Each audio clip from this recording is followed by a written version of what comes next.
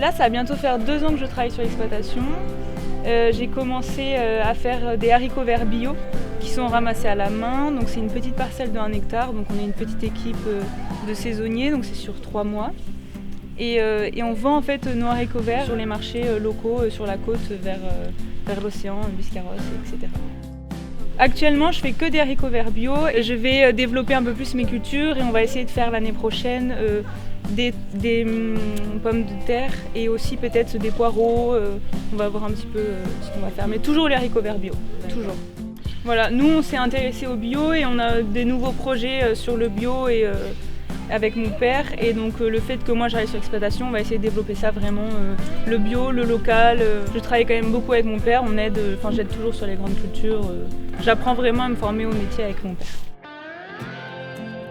Il y a 1 an et demi, 2 ans, j'ai dit que c'était sûr que je ferais ça, je veux faire ça. Donc du coup on a commencé j'avais commencé en faisant 3 saisons d'été pour savoir un petit peu mieux à quoi ça ressemblait et être vraiment sûre.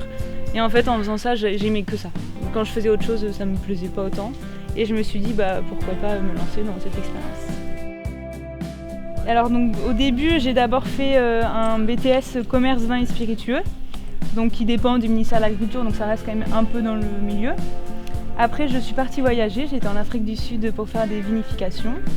Donc là-bas, toujours dans les animaux, la vinification, l'extérieur, enfin toujours encore dans mon milieu. Et après, j'ai décidé, avant de me lancer dans l'agriculture, de faire un diplôme de comportementaliste et éducateur canin. Voilà, pour mieux connaître le comportement canin et peut-être développer ça plus tard de mon côté, tranquillement.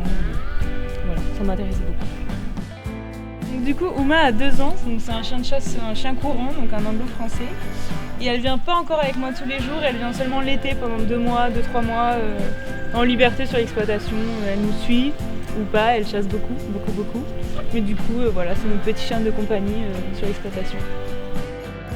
Le plus important finalement, c'est les chaussures parce qu'on marche beaucoup avec. Celles-ci en plus sont doublées en cuir, donc on a toujours chaud. Là, on n'a pas beaucoup marché, j'ai été beaucoup immobilisée et finalement j'ai les pieds toujours au chaud. Et aussi, ce qui est très important, c'est que dans ma culture, on est beaucoup accroupi, on se baisse beaucoup, on est tout le temps en mouvement.